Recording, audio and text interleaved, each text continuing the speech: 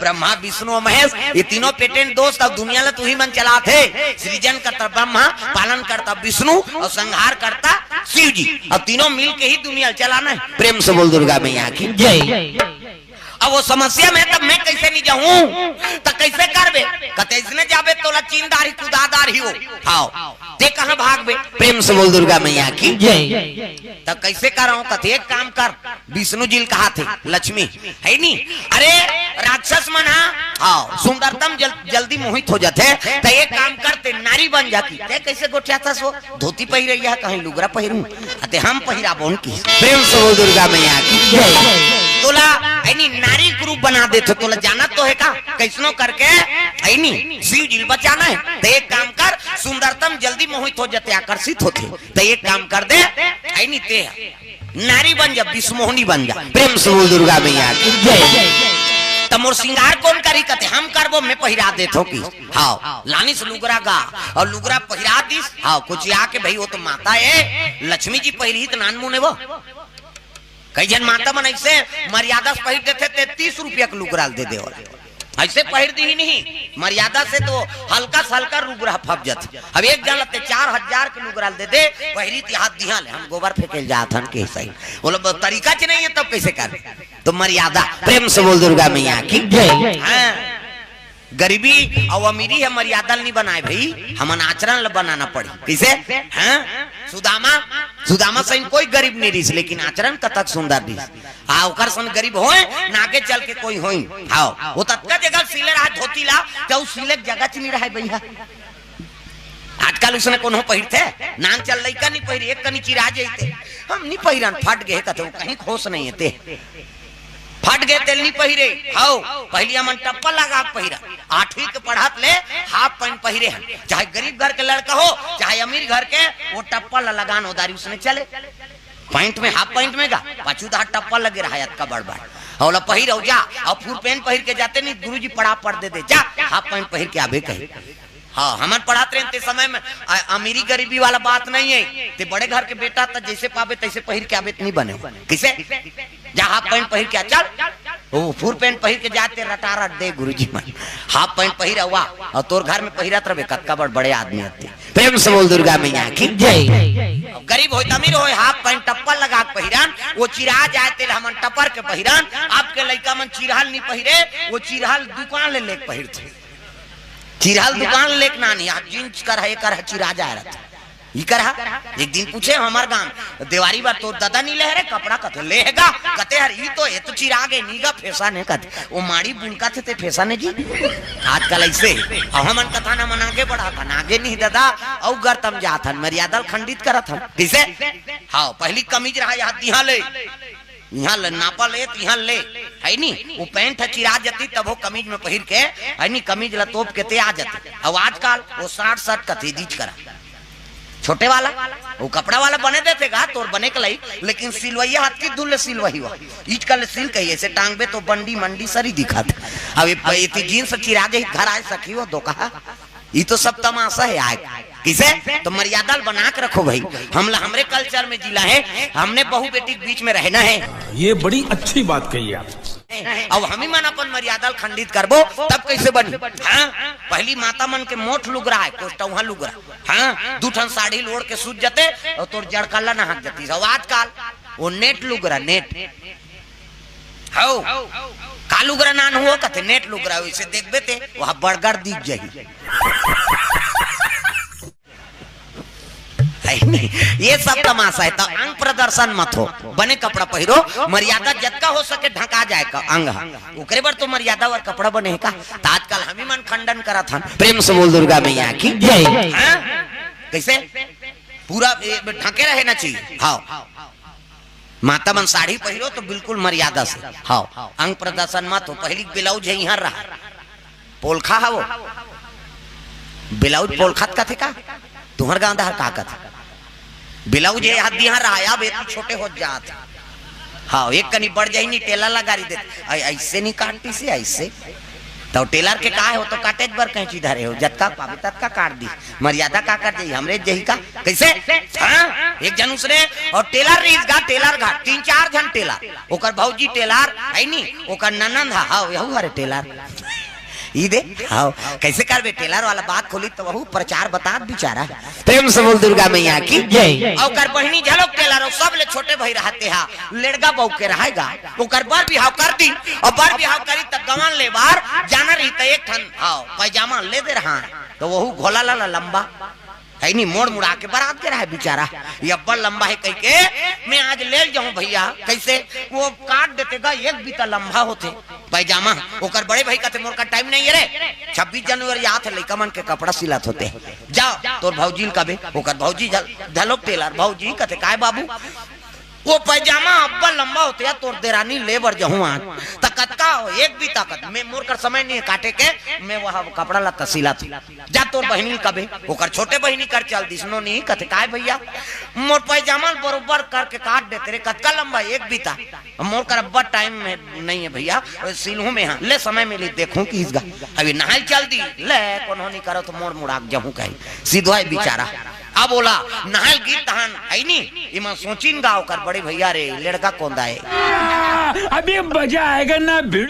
ये लंबा हो गए है नी और एक बीतत के है कह के वो पैजामा लेरी नानी से एक बीता नापी चकर चकर काट के सिल के रो दिस अब अपन कपड़ा सिला थी ओकर भौजी कथियाई लड़का कौन दाए मोर देवर हा ले ननी सिलो के होते ले इसने चल दूं की ते कल काट देतो कहीं कोकर भौजी आगे पैजामा लमाई से एक बीता नापी चक ले वो काट दी सिल दी सुआरो दी वो अपन कपड़ा सिला थे ओकर बहिनी कथी आई हमर भैया लड़का आसा नहीं अब कहीं चनी के नहीं सुनो के होते ते कल काट देतो की सो एक बीता नापी चक ले एती छोटे होते तेल कोई नहीं जाना था चक चक के कक बीता काटी तो बाँची वो हाफ पैंट बना दिन वाला और टांग दी नहीं ये आई सब जहूं कहीं पहिर के देखते थे मारिए कर ले कैसे काट दो भैया कहते कैसे एक बीता कह रहे कारे कहते हाँ काट दे सिल दे तो एक बीता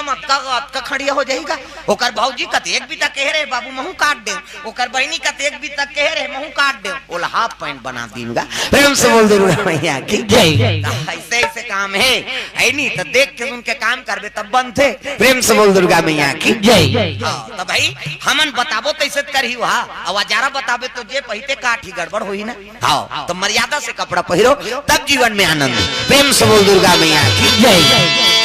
बिस्मोहनी बना दी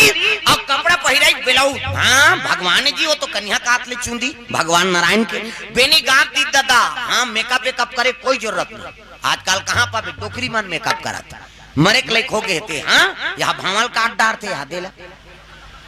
अभी जान कोरबा में हम मोट के मर रेंगा थो खाना खा लिया कद नहीं खाई दुख ही आधा रात हो गए थे नहीं यह भावल काट डार थे लाई फभी ते छोकरी हो छोकरा और भावा सबो खेका और मुड़ देवे ता वो तो बेंदरी पीला साइन हो जाही वो त चमचा ले मुड़ देते अब मुड़ दी सो ये ब्रो इससे धनुष बनाते इससे अवला रंगाई तिरंगाई जीनी जुड़ा हाथ देम लगाते का कहते होला या ये ओठ में वो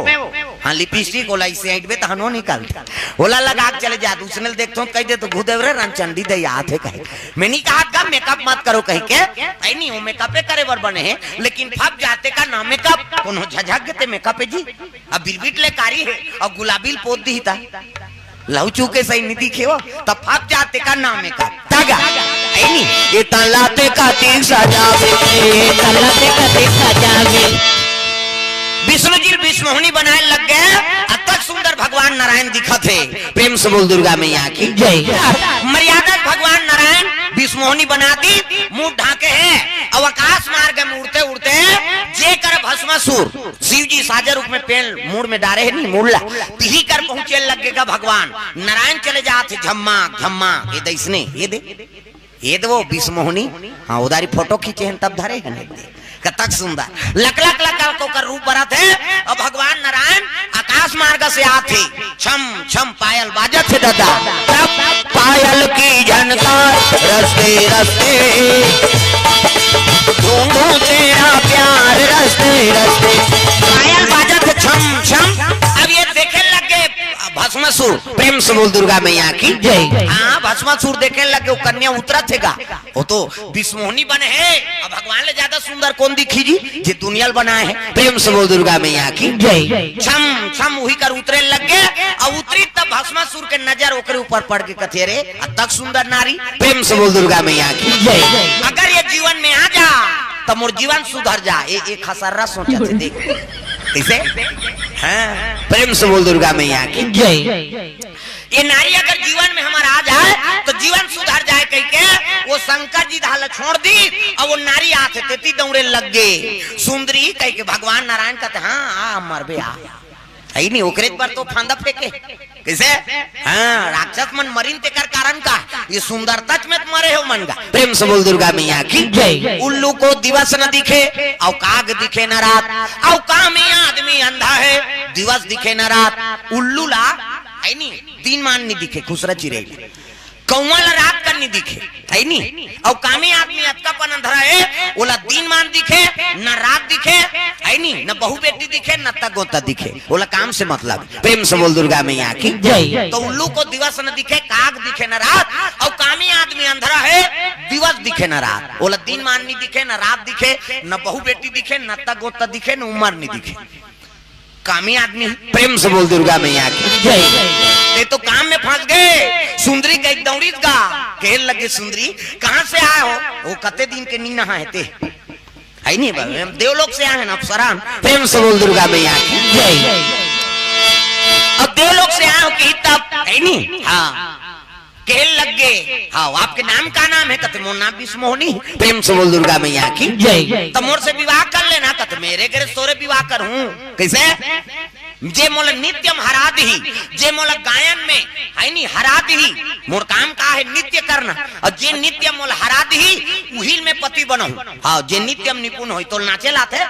तब काम में वसीभूते। हाँ नाच रात दिन मर्डर करी थे नाची जी यहू कला सब लनी दे भगवान। प्रेम से बोल दुर्गा मैया की जय। इसे सबोल दे देती तो गए हाँ गड़बड़ हो जाती। हमारे गांव से एक जन डोकरा गौटिया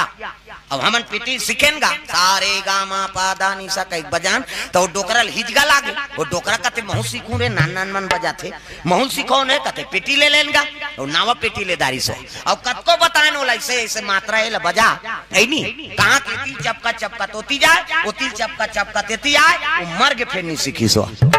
जेकर ऊपर शारदा कृपा नहीं हुई कैसे सीखी, वो कृपा है भगवान की तब तो पावे। प्रेम से बोल दुर्गा मैया की जय। मोर से विवाह कर ले कहते तब मैं विवाह इसने नहीं करो ना कैसे। जे नित्य गान में मोल हरा दी पराजय कर दी वही मोर पति बनी मैं नित्यांगना हूँ। अब मैं प्रतिज्ञा करे हूँ तो उन तोला नाचे लाते कहते हाउ की से रात दिन मर्डर करी थे नाचे लगेगा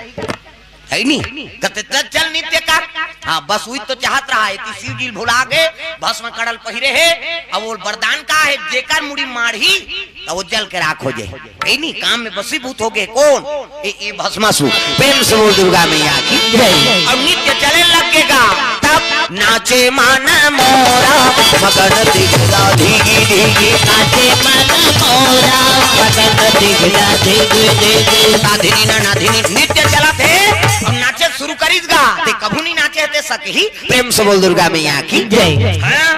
अब भगवान कहे लगे रे नाचना ते नित्य मोल हरहूं के नहीं अब बर्दिन में शुरू करते कर सिती है कहते फिर शुरू करीगा तब है नहीं क्या करूं सजानी आए ना बालम्बा क्या करूं सजानी आए ना बालम्बा अखियां तरस गई अखियां तरस गई कहाँ हूँ सवारिया आए न बालम्बा क्या करूँ सजानी आए न बालम्बा साधिनी ना नाधिनी ना नित्य चलाते छन छन छन छन घुंघरू बाजे लगेगा ये कभू नहीं नाचे थे काला सके भगवान। हाँ नारायण तो बने काबर ये मुड़ी में तो मैकर मार जाती से भस्म कड़ा। हाँ पहली डांसर मनुष्य ने नाचे इससे पहली नजरिया निकले ते मन ऐसे और ऐसे करे घूमेगा यहू घूमेगा छन छन छन छन एला करे तो यहू शुरू करी तो ये हाथ में कड़ा रहा ये में घूमे ऐसे एती नहीं बने आगे बढ़ जाही कही उनका ध्यान रहा है दो कहा के कैसे घेरी बेरी ऐसे ऐसे करी नाच में विधुन हो गए ना भुला गए घाव इसने बढ़ा पारी और इसने करी से भस्म कड़ा मार गए चन चन चन चन शुरू भरे प्रेम से बोल दुर्गा मैया की जय भर भर भर भर आगे बरे लग गए चल के राख हो गए भस्म कड़ा ठनन ले गिर गए दादा वो तो वरदान दे जेकर सर में मारी तो वो नहीं बाँचे चन चन ले सागे भस्म कड़ा ठनन ले गिर गए कथे जार रोग हर मर जा प्रेम से बोल दुर्गा मैया की जय नाश हो गए काम के वशीभूत प्रेम से बोल दुर्गा मैया की जय काम में वशीभूत हो गए प्राण निकल गए भस्म कड़ा परे है नहीं तब तो विष्णुमोहनी बने रहते हैं शंकर जी कर पहुंच गए और जाके कहने लगे महाराज अरे सर लग बाहर निकालो कतवा निकालू तहन मढ़ाबे मुड़ी में कैसे अच्छा बता था ते मैं लोगन बन के चिल्ला था अरे वो नहीं हो जी वो जल के राख हो गए अरे सर लग बाहर निकालो कहते हम नहीं निकाला मैं लोगन बन के वहां चिल्ला था अब निकालू तहन मुड़ी मढ़ाबे तहन भर भर ले आगे बढ़ी अच्छा बता था प्रेम से बोल दुर्गा मैया की जय ऐसने में नहीं निकालीसगा तब भगवान नारायण कहने लगे विष्णुमोहनी बने थे भगवान नारायण के कसम है महाराज वो भस्मासुर जल के राख हो गए अरे अब तो निकालो अपन सरला तो राक्षस मन भूल से नारायण के कसम नहीं खाए वो तो नारायण ला दुश्मन मानते राक्षस मन कैसे भूल से नारायण के कसम नहीं खाए भगवान नारायण के कसम है कि इसना तब तो शिव जी खुसरे रहे मुड़ी डाल रहते कथे भगवान नारायण के कसम कथे अब नारायण के कसम नहीं खाए राक्षस में हो सकते हो मरगी सोई और निकल के देखी सुनी तती सुंदरी शंकर जी के सटर चटक गे दादा पार्वती भुला गयो प्रेम से बोल दुर्गा मैया की जय अब तक सुंदर भगवान नारायण नारी बने तब प्रेम से बोल दुर्गा मैया की जय ये सटर चटक गे अरे दास रे सुंदरी का हाथ ये शिव जी हा जे काम में विजय पाए ते विष्णु जी विष्णुमोहनी बनिस ना तो कर सुंदरतम मुग्ध हो गए भगवान की लीला बड़ विचित्र है तागा कौन जाने राम अरे तोर लीला न कौन जाने ये बात है भगवान नारायण के सुंदरता देख के विष्णुमोहनी बने है ना विष्णु जी की सुंदरता नारी के रूप बना है शिव जी प्रसन्न हो गए पार्वती भुला गई अब ये देखी से कन्या घात ला विष्णु जी छोकरी वहां ये तो गड़बड़ होते ये में बचाए बरा है दादा ये तो यहू गए होते प्रेम से बोल दुर्गा मैया की जय तब तो शंकर जी झलोक दौड़ी गा सांप डेड़ू मेड़ू फेंक दिसो जाओ दो कहा और दौड़े लगे